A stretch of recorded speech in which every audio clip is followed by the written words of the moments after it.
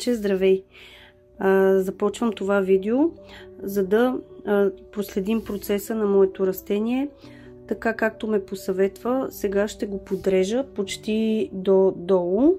Ето, това е в началото моето цвете, което с изключително грижа и любов отгледах до този момент. Беше много мъничко, но както и ти ме посъветва, може би светлината му е била слаба и в последствие цветето се поизкриви, поотслабна, започнаха да изпадат само при докосване така иначе здравите листенца. И това, което ти ме посъветва като единствен вариант, е да го подрежа и просто да изчакам наново да си порасне. Така че споделям това първо видео.